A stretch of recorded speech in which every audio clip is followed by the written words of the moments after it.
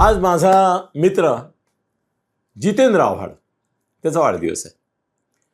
गेल्या वर्षी त्याच्या वाढदिवसानिमित्त एक भव्य कार्यक्रम झाला. त्यातला प्रमुख वक्ता मी होतो आणि जवळजवळ 1-1.5 तासाचं माझं भाषण हे त्या दिवशी झालं. पण ते विद्यार्थ्यांना उद्देशून होतं.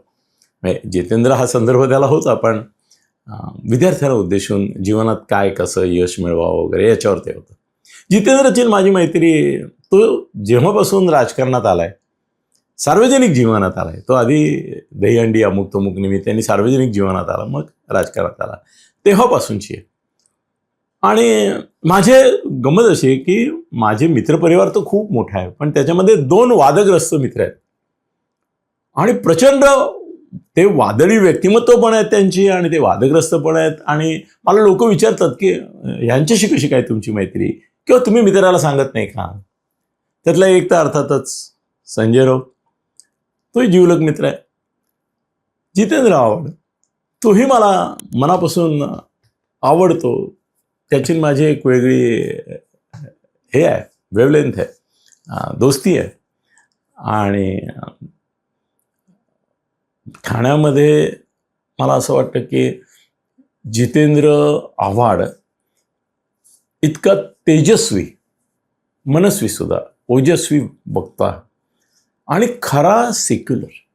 लोकांना असं वाटतं की त्याचा मुंब्रा मतदारसंघामध्ये मुसलमान आहेत, पण ते किती आहेत माहिती नाही लोकांना. ॲक्च्युली तिथे मुसलमान मेजॉरिटीत नाही आहेत, तिथे हिंदूच मेजॉरिटीत आहेत. तो जे निवडून येतो ते फक्त मुसलमानांच्या मतांवर येतो, हा गैरसमज आहे. हिंदू मतं त्याला पडतात आणि तो काहीतरी मुल्ला मौलवी हे ते त्यांचा मुस्लिम धार्जणीपणा करतो वगैरे. अरे त्याच्या इतका, ज्याला सजग हिंदुत्व म्हणता येईल, सजग, सनातन नाही म्हणते पण सजग हिंदुत्व, तो पूजापाठ करणारा, त्याचे वडील फार मोठं सत्पुरुष होते आणि त्यांचे गुरु तर महासत्पुरुष होते. त्याच्या घरामध्ये अध्यात्म आहे, त्याच्या घरामध्ये तत्वज्ञान आहे, त्याचे वडील तत्ववेत्ते होते, त्याच्यामध्ये ही श्रद्धा आहे, त्याच्यामध्ये विश्वास आहे.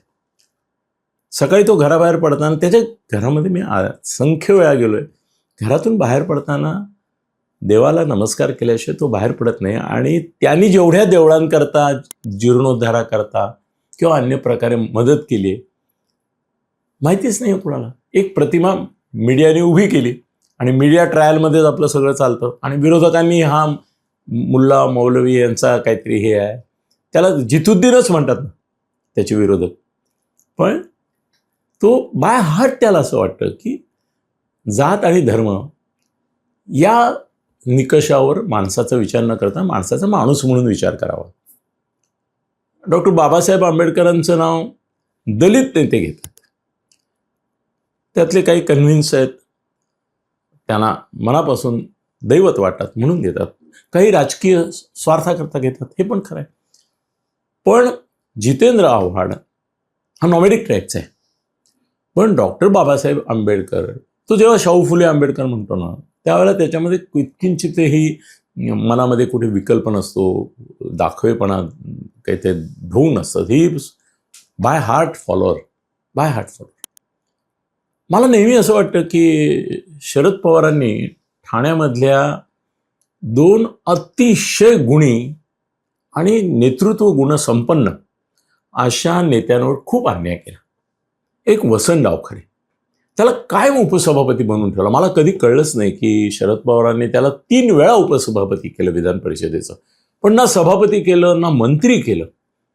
अत्यंत गुणवान, बुद्धिमान आणि कर्तृत्ववान असा वसंत डावखरे कधी मंत्री का केला नाही शरद पवारांनी, त्यांना शक्का असून परत. वसंत पण माझा मित्रच होता, तो पण असं वैफल्य व्यक्त करायचा. जितेंद्र वैफल्य व्यक्त करत नाही, कारण शरद पवार हे परत त्याचं दैवत आहे, त्यामुळे ठेविले अनंत तैसेशी राहावे टाईपही थोडंसं आहे.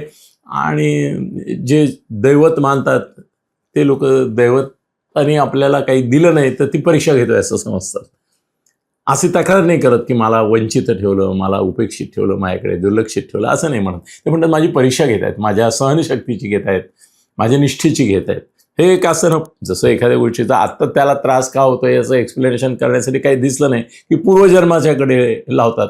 तसं परीक्षा घेतोय, देवही परीक्षा घेतोय. काही वाईट झालं की चांगलं झालं तर त्याची कृपा झाली, आणि वाईट झालं तर त्याला परत दोष देत नाही ना आपण. आपण म्हणतो की तो परीक्षा घेतोय. तसं शरद पवार माझी परीक्षा घेतोय. तर मी पण त्याला एकदा म्हणतो की तुझ्यासारख्या गुणी माणसाला केव्हा तरी चुकून केल्यासारखं ते काय मेडिकल कॉलेजचं मंत्री केलं, तेही इतक्या उशिरा केलं. खरं म्हणजे केव्हापासून तू आज कुठे असायला पाहिजे होतंस?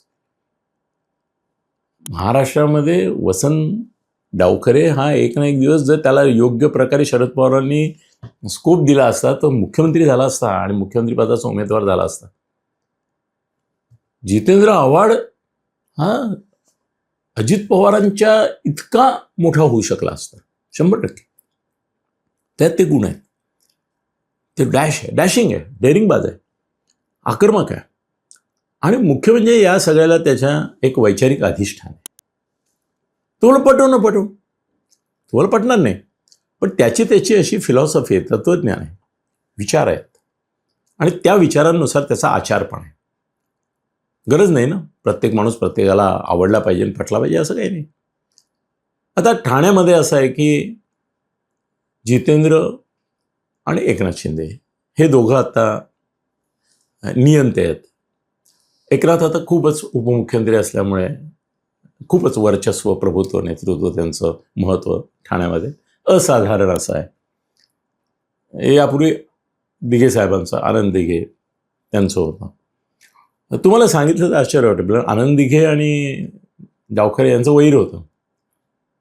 मी ते दोघांचा कॉमन मित्र असल्यामुळे एक दोस्ती करून दिली आणि ती पुढे जन्मभर टिकली.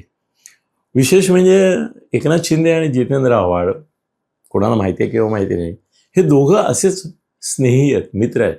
आज मला एकनाथजींनी विश तर केलंच असेल, पण जाऊन भेटले तरी देखील आश्चर्य वाटणार नाही, इतकी त्यांची मैत्री आहे. किंबहुना आत्तापर्यंत ते मुख्यमंत्री आणि हे होईपर्यंत ठाण्याची महापालिका ते दोघं सहमतीने चालवत होते. सहमती शब्द मी वापरतोय. एक दिलाने एक मताने दोघं मिळूनच चालवत होते. मुख्यमंत्री झाल्यानंतर आणि काही प्रवाह बदलल्यानंतर आणि शरद पवारांच्या भूमिकेमुळे वगैरे थोडा फरक पडला, पण आजही त्या दोघांचे संबंध हे हार्दिक आहेत. आजही जितेंद्रच्या संदर्भामध्ये राजकीय विरोध म्हणून काही गोष्टी केल्याचं तुम्हाला दिसत असेल, पण गुडविल कायम आहे, मैत्री कायम आहे, आणि ती या ठाणे शहराच्या हिताची आहे आजही. मला आता जितेंद्रला वय परतोय, आशीर्वाद मी देऊ शकतो. तू खूप माझ्यापेक्षा बऱ्याच वर्षांनी लहान आहे, तो आता 60च्या आसपास आहे.